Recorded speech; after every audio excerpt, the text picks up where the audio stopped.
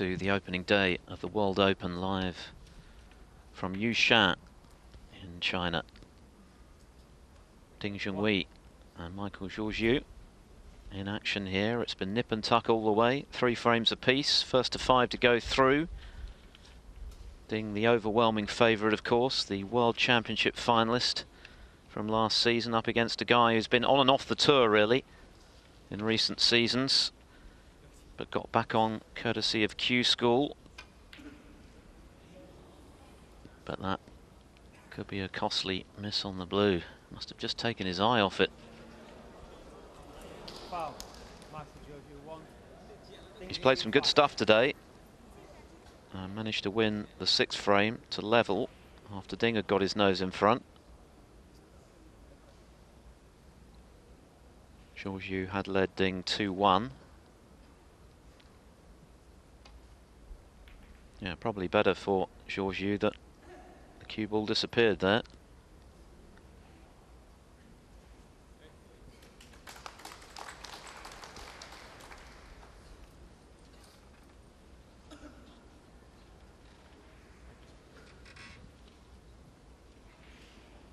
Worth remembering that Ding went into that World Championship having lost his position in the top 16. He had to qualify, which meant he had to win 3 matches just to get to the Crucible Theatre, which he did. Oh dear, that's gone wrong as well.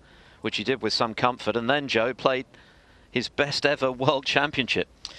Yeah, played terrific, didn't he? And it was a fantastic World Championship. Never knew who was going to win right up until the final frame, really. Yes, he pushed Selby, goodness me. Well, it's catching. That's a surprise. He pushed Selby really hard, didn't he, in the final, having had that really poor opening session. Yeah, it was 6-0 down, wasn't he? I think it was, anyway. 6-0 down. And had a chance at 11-10 when I remember the shot, he went into the pack of reds.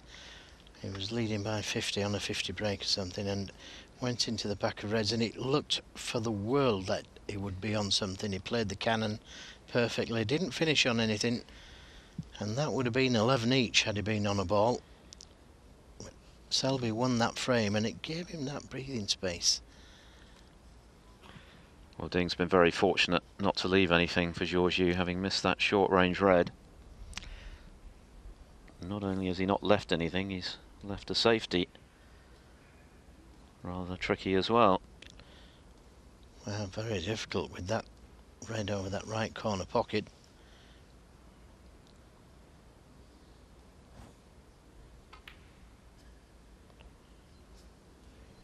Well, that was all or nothing. I can't believe he took that on, because had he potted it, it wasn't on the black. Yeah, it was almost as though he was playing it with safety in mind, but it was never going to be that safe. Well, it wasn't going to be safe, full stop. He had one to the left corner, one to the right corner. Didn't commit to position on the black, though. No. If you're going to play that shot, you may as well play to win. Needs to miss the red. And that's nicely on the yellow. That was a difficult positional shot. Played it with a lot of left-hand side on the cue ball to avoid that red by the middle pocket. And now just trying to work things out, which is the best red to play for.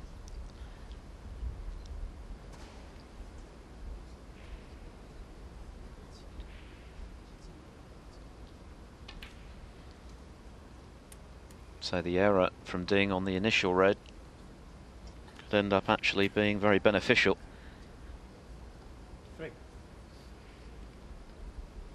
Amazing how many times that happens. Play a bad shot, a couple of shots later, you're back at the table with a good scoring chance.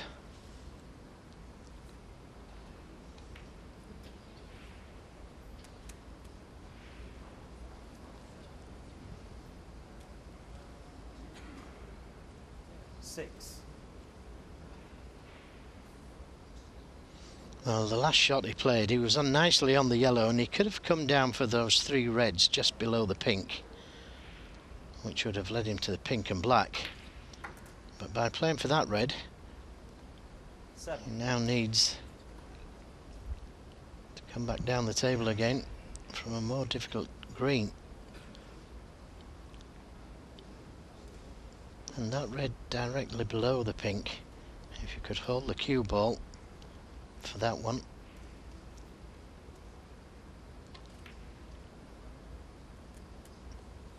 That's the one he's trying to play for, and he's nicely on it. Pink will go to the middle.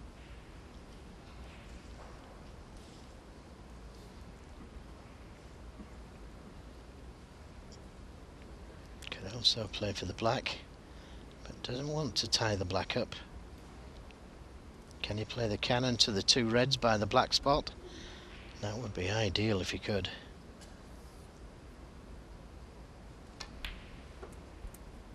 No, played for the pink. 11. So again, if he could leave an angle on those two reds just above the black spot to be able to play the cannon to the two reds to the left of the black spot, and this is what will be in his mind.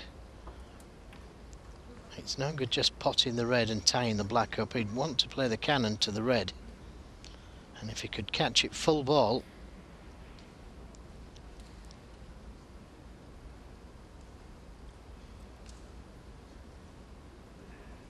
well, hasn't made things much more difficult. Now it's a bigger target to play the cannon to the red and pink.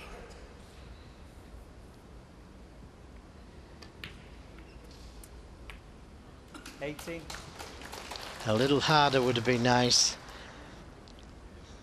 Just trying to push those two reds on. Ding is normally excellent at engineering situations like this to his advantage. One of the great break builders of the modern game. 417 century breaks. Exactly, but again, he played for the right red, didn't he, to be able to develop those two reds, and now he has developed them. A moment ago these two reds were safe, and now all of a sudden it's a frame winning break simply by playing for the right red and playing the right cannon.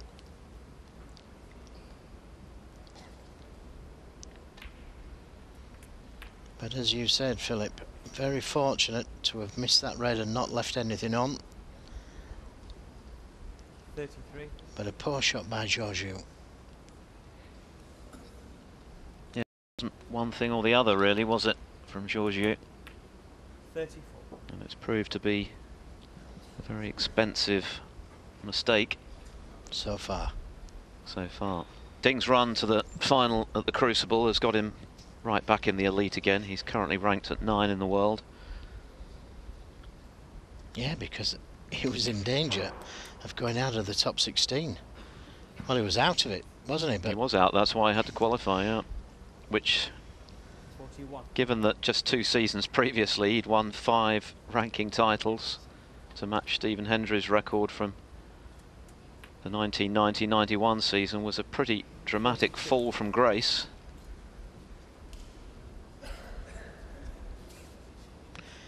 But he did what most great players do and bounced straight back. Qualified for the championship, got to the final.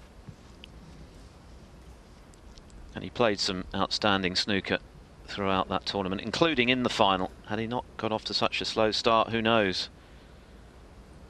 He's overcut it. Ding-Georgiou, 42. Now, what's the damage? Well, the thing about Ding playing in China is that there's that extra pressure on him. Huge expectation whenever he plays, but particularly at home, to deliver the goods.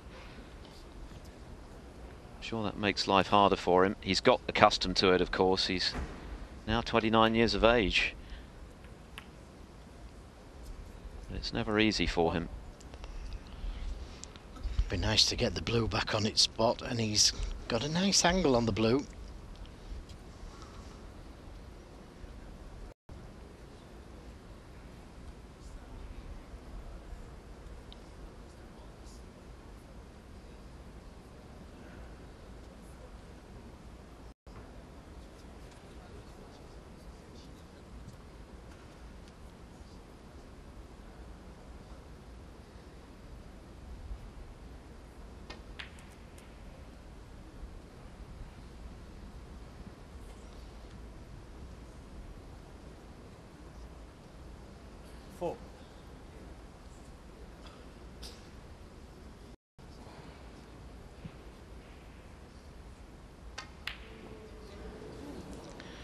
Would have liked to have been straighter on that red to be able to play for the black. But I feel he avoided the shot. Should have played the...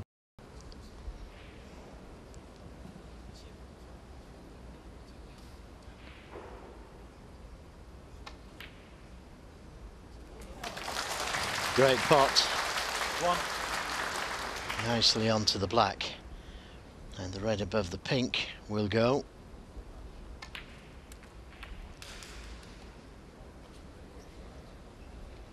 So 50 points the difference, red in the colour. Should see him. One up with 2 to play. 9.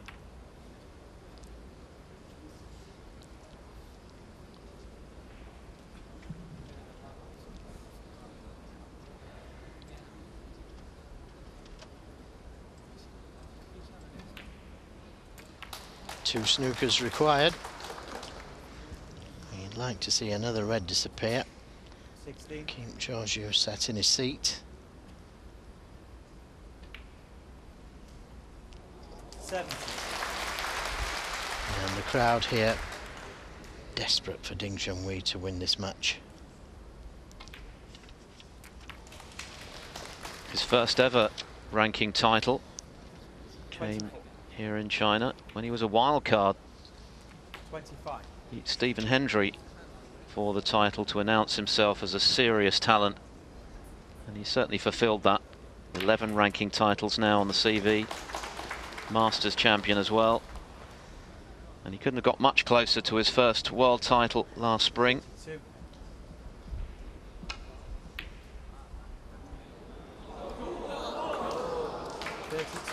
And the frame. That breaker 32 more than enough to give Ding-Georgiou the frame and put him within a frame of moving into the second round. The Chinese back in charge, but there's still some way to go. Ding 4, Georgiou 3. Ding-Georgiou 1 frame away from moving into the next round. This is a wildcard round, last 128. In other words, winner to play Robin Hull in the last 64. A double kiss.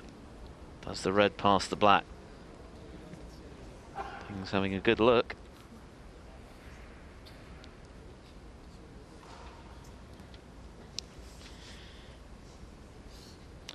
Well, he thinks it does. Good crowding to watch Ding-Georgiou. Well, it did go. And I think he's left the red on.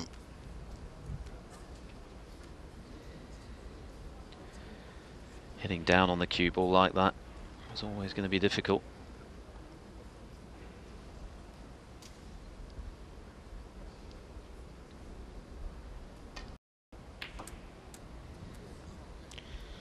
Well, didn't play for the black or blue. 1. Didn't commit to either. And it's going to be tough to get to a red from here.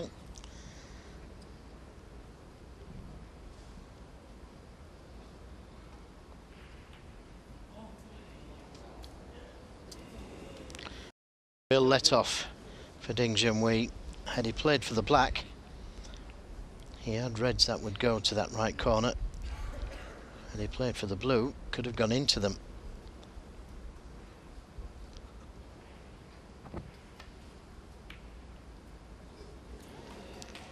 Very close.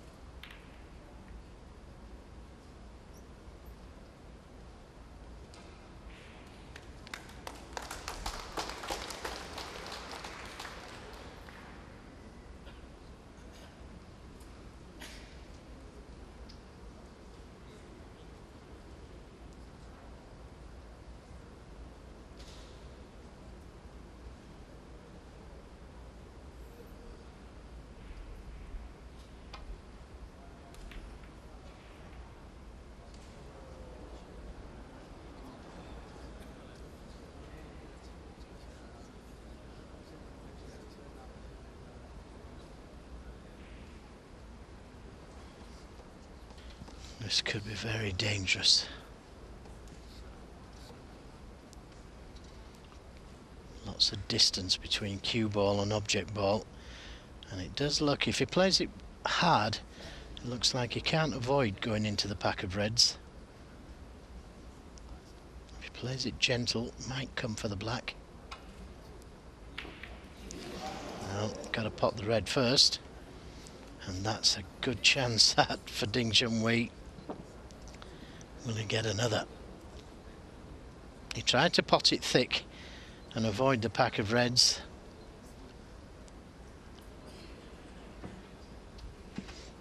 A few nerves going on here.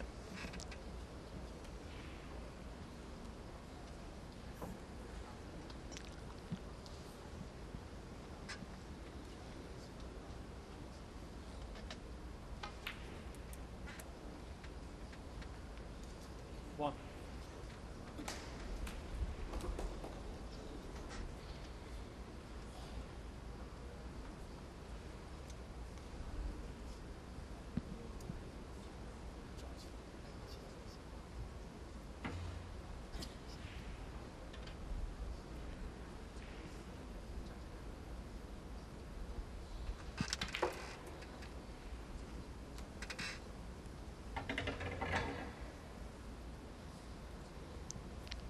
Six.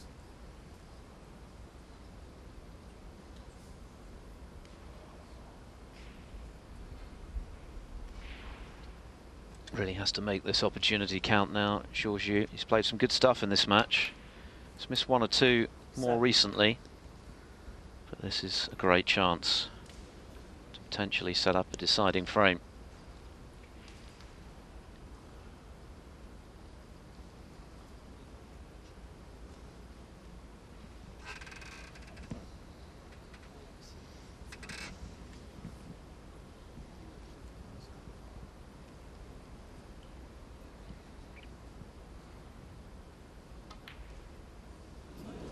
He's missed that by the proverbial.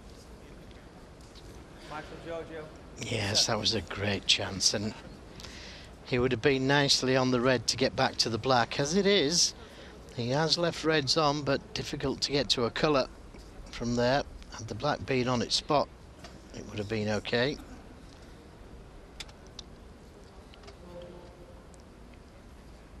Maybe just pot the red.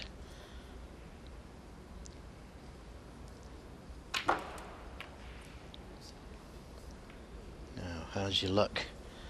Well, he can get to the black. Can he cue the cue ball? I think he's slightly hampered. Maybe he can just get to it. Big shot.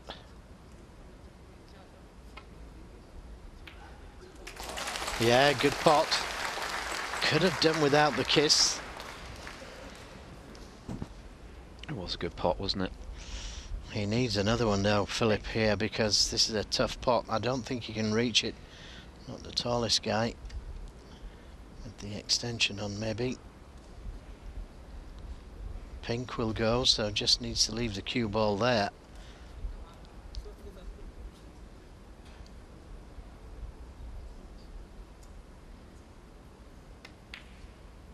And that's a good pot. Lots of pressure on that because he knew he was leaving a red on had he missed it, and it wasn't a gimme, that. That's a great shot and a great chance.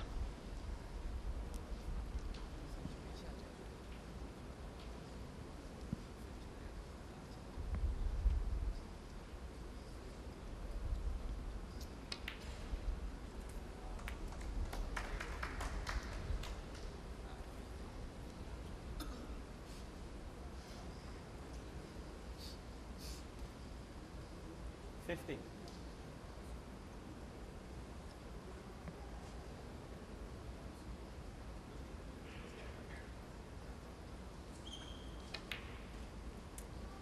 $60.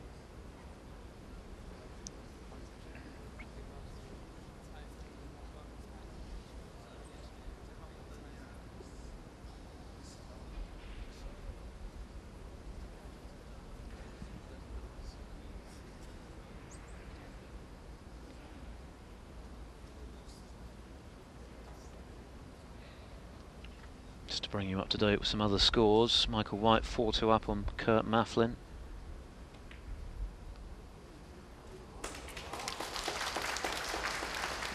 Alan McManus has fought back as he is wont to do against Jamie Cope, who was 3-1 up, now 3-all. Robbie Williams 4-2 up on Barry Hawkins. Ryan Day 4-1 up on Alan Taylor. 24. Just a reminder that earlier today, Mark Selby, the world #1, came through against Jimmy White by 5 frames to 1. Marco Fu bowed out though to Sam Craigie, 5-3.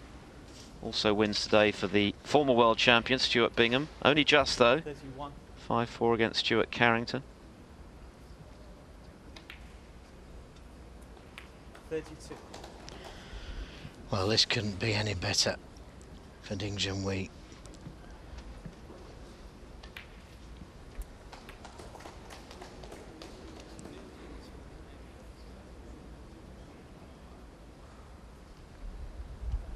$39.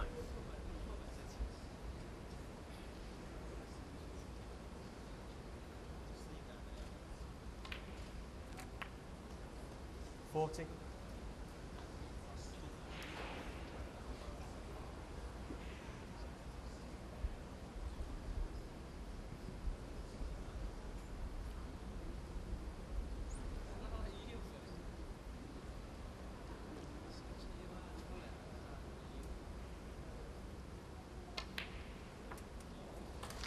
'And that should be the winning shot.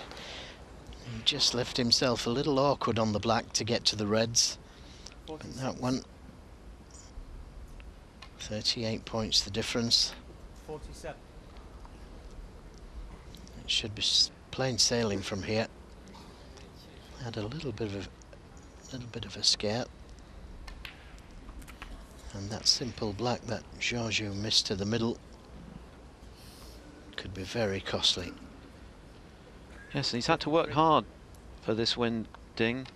2-1 down at one stage and pegged back to 3-all, having taken the lead in the 5th frame. Georgiou, though, as the winning line has got closer, has been prone to more mistakes, including that very costly miss at the start of this frame. 60. And Ding set fair now to move through. That was the key ball, the crowd know it, and he'll be relieved.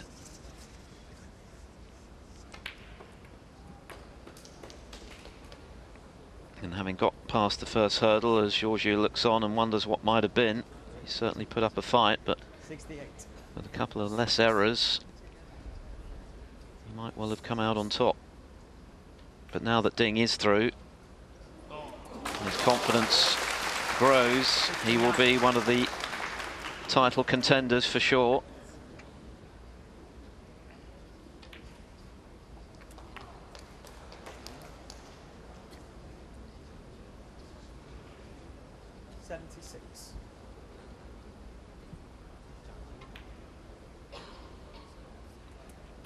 Finland's Robin Hull awaiting Ding in the next round.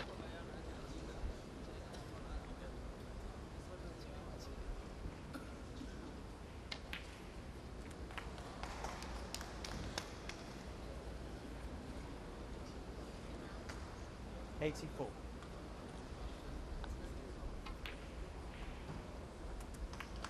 85. And would be nice to finish with a century. But these could very well have been Georgiou's. Missed that easy black to the middle, finished up nicely on the red.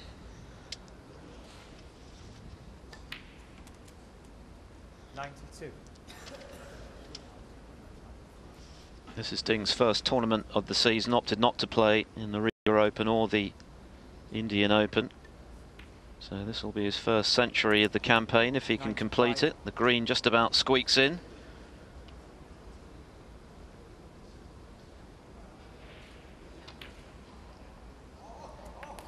Yeah, what a kick. Stop the white ball. Listen to the roar if this goes in. 104. Finishing with a flourish.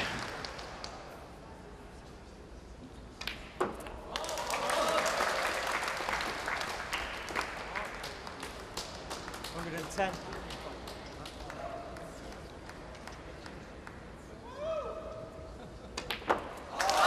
Tremendous clearance of 117 from Ding-Georgiou after the error from Ding-Georgiou, who put up a great fight. But it's Ding from 2-1 down, who prevails by 5 frames to 3.